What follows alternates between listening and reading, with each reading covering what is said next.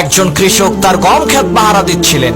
এমন সময় তিনি দেখেন কয়েকটি গরু এসে তার গম ক্ষেত নষ্ট করছে। তখন সেই কৃষক ওই গরুগুলোর মধ্য থেকে মাত্র একটি গরুকে লাঠি দিয়ে আঘাত করেন। কি অবাক করা কাণ্ড!